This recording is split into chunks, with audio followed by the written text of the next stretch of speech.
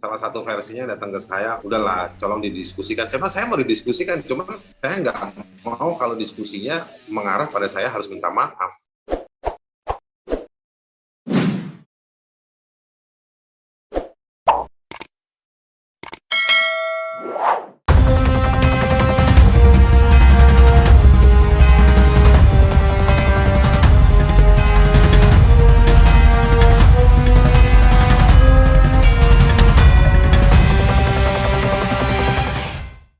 Bung Haris Ashar, Sobat RH sekalian ingin tahu bagaimana perkembangan kasus Bung Haris Ashar dengan Luhut Binsar Panjaitan dan dengan tentu sebagai lawyer atau kuasa hukumnya Rocky Gerung. Silakan. Ya, kalau yang somasi dari Luhut Binsar Panjaitan, kita sudah disomasi yang kedua kali dan kita sudah jawab juga yang kedua kalinya juga kita jawab. Tapi ya saya juga ngerti ya. Tapi dari jawaban kira-kira begini, jadi mereka itu saya minta maaf gitu.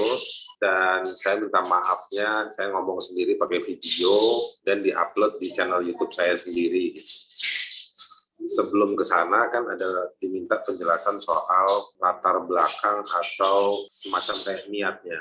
Kami udah jelaskan saya ada tim kuasa hukum saya juga, meskipun saya posisinya lawyer, tapi saya tetap serahkan ke tim kuasa hukum. Oke. Hidayat, ada Hendrayana, ada Peter L, dan juga ada beberapa teman seperti Meika Harista dan juga Ayudi. 5 orang ini yang dari tim kuasa hukum saya udah jawab juga bahwa latar belakang saya itu bikin channel Haris Ashar, latar belakang saya memuat percakapan yang kemudian dijadikan objek masalah itu sudah dijelaskan oleh tim kuasa hukum, tentunya setelah dialog lama dengan saya. Dan itu kita tuangkan ke dalam surat Om Refli dan juga kita sudah kirimkan, tetapi juga masih disomasi lagi yang kedua kali, dan juga kami tawarkan untuk disomasi yang kedua pertemuan secara langsung untuk menjelaskan latar belakang. Khawatir bahasa dalam tulisan disomasi itu dianggap tidak jelas, jadi kami sepakat di tim saya untuk ajak ketemu, buka ruang. Artinya kan kalau dalam somasi-somasi itu kan biasanya ada follow up pertemuan biasanya. Jadi kami masih di situ. Kalau yang Fathia saya belum tahu, mungkin sudah di somasi yang kedua dan juga mungkin sudah dibahas. Fathia itu koordinator kontras ya? Fathia. Tapi kalau Fathia yang koordinator kontras, betul. Koordinator kontras. Begitu, Om Red. Ya. Jadi belum seperti Muldoko ya, yang sudah mengadukan 2 peneliti ICW ke polisi karena dianggap somasinya tidak dijawab sebagaimana yang diinginkan. Belum sampai tahap ke sana ya, Luhut LBP-nya? Belum. Meskipun kuasa hukumnya saya baca, kuasa hukumnya Luhut Binsar ya, saya baca di media sudah keluarkan omongan akan segera melaporkan saya ke polisi. Kalau saya kurang lebih ya, saya bacanya kurang lebih seperti itu. Kalau saya tidak menjawab atau apa, tapi ya nggak tahu, mungkin besok Senin dilaporkan atau kapan saya nggak ngerti. Bung Haris, ya. Kan mereka meminta Bung Haris minta maaf di channel Bung Haris dengan mengungkapkan latar belakang dan lain sebagainya. Intinya begitu ya. Dari poin tuntutan itu, apa yang menurut Bung Haris merasa berkeberatan? Saya sejauh ini saya menganggap bahwa saya tidak ada masalah dengan video itu. Oke.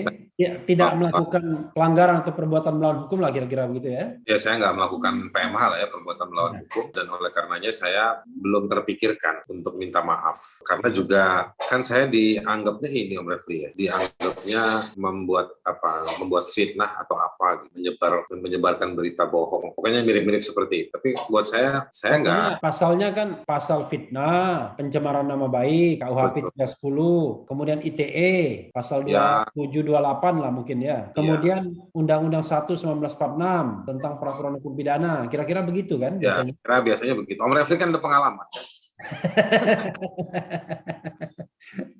Pengalaman jadi ahli saya, bukan pengalaman jadi orang yang disomasi. Tapi udah pernah juga dipanggil polisi kan gara-gara begitu. Iya. Jadi seputar itu. Nah, saya belum tahu rujukan yang dibilang berita yang sebenarnya itu seperti apa. Nah, saya kan waktu video itu saya buat di channel saya itu dengan satu rujukan laporan yang sudah dipublikasi sebelumnya loh ya. Jadi sudah pernah dipublikasi, jadi bukan pertama kali dipublikasi di tempat saya. Laporan dari 9 organisasi itu, YLBHI, Kontras, Walhi. Oke. iya dan lain-lain begitu. Jadi tidak lebih dari laporan tersebut ya sebenarnya. Iya, betul. Oke, jadi persoalannya Itu belum dibantah. Jadi persoalannya dua ya. Bung Haris merasa tidak melakukan pelanggaran apapun, baik perdata maupun pidana. Dan yang kedua adalah mereka sendiri belum melakukan sebuah klarifikasi dengan versi benar yang mereka anggap begitu ya. Betul, kira-kira begitu. Jadi sudah ketemu dengan pengacara Belum. Luhut Binsar Panjaitan? Belum. Kita sudah kirimkan undangan untuk pertemuan. Kita proaktif ajak untuk ketemu sudah. Jadi somasi yang kedua kita sudah jawab. Lalu kita juga menginisiasi proaktif dari kami untuk ngajak pertemuan. Yang saya baca di media katanya dia memberikan waktu sampai Senin kemarin. Ini sudah hari Minggu. Sampai nggak hari Senin, hari apa gitu, saya agak lupa. Ya. Tapi kita tidak lihat due dates-nya ya, batas waktu dari mereka. Tapi nggak lama setelah statement itu keluar, kita kalau nggak salah nggak sampai 24 jam kita sudah kirim surat lagi. Apa yang ingin difasilitasi Bung Haris terkait dengan soal yang ini? Kalau memang Bung Haris beranggapan bahwa mereka ya silahkan mengklarifikasi. Jadi fasilitas apa yang ingin Bung Haris berikan? Kalau saya pendekatannya kontestasi fakta. Artinya biar bagaimanapun temuan dari teman-teman beberapa organisasi sudah muncul. Kalau memang laporan tersebut dianggap tidak tepat, silahkan disampaikan juga oleh para pejabat yang disebutkan di situ. Karena kan biar bagaimanapun ada sumber informasi yang dia dibatasi atau tidak punya legal standing, atau tidak, artinya teman-teman organisasi itu tidak bisa masuk ke sampai tahap-tahap tertentu. Jadi misalnya sebenarnya nggak banyak diketahui orang, sebelum Luhut Binsar Panjaitan lewat kuasa hukumnya mensomasi saya, itu sebetulnya perusahaan-perusahaan, beberapa perusahaan BUMN yang namanya disebut, bahkan termasuk Freeport, itu melakukan komunikasi dengan saya. Karena sebelum disomasi ya komunikasinya? Sebelum disomasi, gitu. Formal saya difasilitasi oleh salah seorang yang juga disebutkan di dalam laporan itu. Kita ngobrol rame-rame dari mulai online sampai offline. Ada 2 kali. Itu setelah somasi? Sebelum. Oh sebelum, oke sebelum. Sebelum somasi. Dan sebelum somasi atau sebelum penayangan? Sebelum somasi, pasca penayangan, sebelum somasi. Oke, jadi pasca penayangan sebelum somasi, oke. Betul. Lalu kami tukar. Jadi sebenarnya saya juga. Bang Haris, Bung Haris, kapan penayangannya? Itu kan tanggal 20 Juli ya, kalau nggak salah ya. 20 Juni? Juli. Oh, 20 Juli, oke. Ya. Ya, jadi kalau nggak salah sebelum itu. Nah, jadi ada ngobrol. Dan saya sebetulnya juga dalam posisi tidak mendefense temuan pemerintah. Karena temuan itu miliknya sih 9 organisasi. Saya justru mempersilahkan kepada mereka dan meminta kepada mereka kalau memang ada yang salah diungkapkan gitu. Dan lanjut ke pertemuan yang tidak online, pertemuan langsung, itu juga demikian. Kita ngobrol lebih jauh dan saya justru itu yang saya harapkan. Jadi kita jadi tambah lebih tahu. Dan kemudian beberapa hari kemudian saya lihat ada e-flyer ya, sebaran informasi dari BUMN yang kompeten dalam isu soal blok Wabu tersebut, menjelaskan posisinya. Dan menurut saya ini yang saya harapkan karena itu informasi yang tidak pernah dipublikasi. Jadi ketika ditabrak oleh temuannya teman-teman 9 organisasi baru muncul informasi tersebut. Dan informasi tersebut kemudian Om Refli itu saya juga dapat justru dari orang Papua. Kemudian yang niat saya, nawaitu saya, yang juga saya jelaskan di surat jawaban somasi itu secara singkat padat bahwa yang paling penting adalah memberikan fakta-fakta yang sebenarnya untuk orang Papua. Karena mereka yang berhadapan dengan lokasi tambang tersebut. Mereka kan yang merasa gunungnya depan mata, tapi informasinya mereka nggak punya. Saya menganggap bahwa ini jadi tambah menarik gitu. Jadi ada yang bikin riset dan punya temuan, lalu ada yang membantah berbasis pada kewenangannya sebagai pejabat publik. Di situ yang menarik menurut saya. Jadi 2 fakta ini kemudian memperkaya informasi orang Papua tentang blok Wabu itu nasibnya akan seperti apa. Dan mereka bisa mengira-ngira barangkali mereka itu bagian atau mereka itu disisihkan atau apa. Atau ini masih ada yang lihat, oh ini masih lama. Jadi menurut saya sesimpel itu sih sebetulnya. Bung Haris, setelah Anda bertemu dengan katakanlah pihak-pihak yang disebut di dalam interview atau dalam laporan 9 organisasi itu, itu, menurut Anda apa yang Anda sampaikan itu makin meyakinkan atau sebenarnya ada beberapa hal yang perlu dikatakanlah diperbaiki atau dikoreksi atau apa begitu? Nggak ada, makin melengkapi. Oh, makin melengkapi. Jadi teman-teman itu kan riset tentang pada kurun waktu kemarin itu berapa lama itu temuannya seperti apa. Riset itu tidak disebutkan hari ini atau ini mesti cek juga ke 9 organisasi itu ya, karena saya nggak ikut risetnya kan. Dia tidak ditentukan apakah masih berlaku komposisinya, peran-peran itu masih berlaku atau tidak. Nah kemudian datanglah ini informasi yang resmi yang mengatakan hari ini tuh belum ditentukan karena ada sejumlah hal dari soal biaya, dari soal minat, ya macam-macam lah, pertimbangan bisnis dan politis. Jadi ini semakin melengkapi Om Refli. Ya menurut saya ini yang menurut saya penting. Saya malah merasa kalau secara positif saya mau bilang kalau nggak dibikin rame video seperti ini nggak muncul fakta-fakta ini. Tetapi kalau soal kepemilikan equity tadi ya, persentase dan lain sebagainya, perkembangan terbaru yang Anda lihat atau Anda dengar, Anda dapatkan itu tadi ya belum ditentukan ya, belum final. Yang hari ini kalau saya dapat konfirmasi dari pihak BUMN-nya, saya sebutkan saja Main ID gitu ya, mereka mengatakan bahwa belum diserahkan kepada mereka gitu. Jadi ini kalau versinya mereka ya di keterangan yang saya terima, kira-kira untuk kepentingan video ini wawancara kita, saya simpelnya saya mau bilang, mereka menyampaikan ke saya bahwa itu sudah dikembalikan ke pemerintah pusat.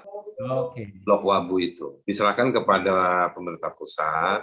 Dalam hal ini adalah Kementerian SDM, dan Kementerian SDM belum menentukan siapa yang diberikan, yang berwenang seperti itu. Oh, hak untuk mengelolanya. Iya, betul. Tapi sebelum dikembalikan kepada pemerintah pusat, itu memang ada rencana yang nama-nama yang Bung Haris sebutkan itu memang ingin mengelola Blok Wabu itu. Ada eksplorasi, kan ada eksploitasi, ada eksplorasi itu. Nah, itu konstelasi eksplorasi itu yang dulu dibahas oleh report itu.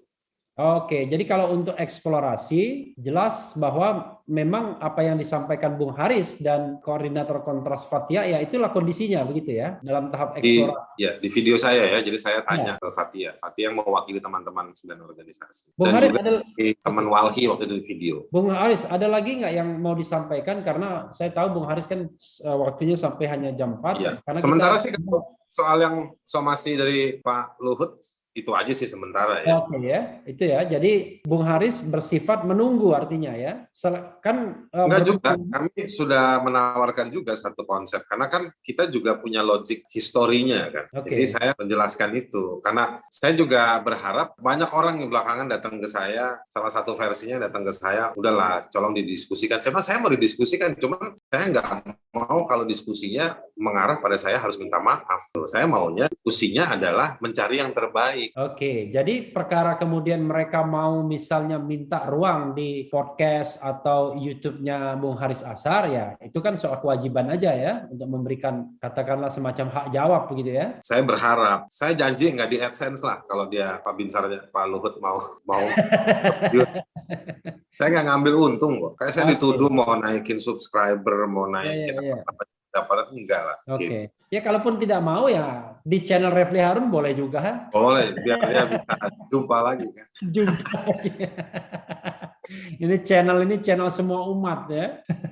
Terutama untuk orang-orang yang sedang bermasalah dan susah. Oke, Bung Haris. Berarti Bung Haris kan sudah berinisiatif untuk mengajak bertemu. Kemudian kalau minta maaf karena merasa tidak melakukan kesalahan apa-apa, rasanya tetapi tetap kalau memang butuh katakanlah fasilitasi untuk menyampaikan data tandingan, ya monggo, kira-kira begitu ya. Betul. Saya berharapnya kita saling memperkaya informasi. Jadi saya keberatan kalau saya dibilang fitnah. Saya sudah lama kerja advokasi, kerja hukum di bidang HAM sudah lama. Jadi menurut saya punya standar juga. Dibantah itu wajar, tapi bukan saya nggak berbohong. Saya punya rujukan, saya punya historinya. Apalagi dalam soal yang ini kan nih, saya membuka ruang dialog di video itu. Bukan saya yang riset. Oke, jadi Bung Haris paling tidak melakukan apa agar informasi riset itu diketahui publik sebagai bentuk pertanggungjawaban kan? Betul. Dan dia kan pejabat publik di Om Refli. Om Refli yang lebih ngerti lah ini kan. Oke. Karena ini kan informasi yang tidak patut dirahasiakan ya. Iya. Karena ini ada public interest-nya, kira-kira begitu. Ada public interest ya, betul. Oke.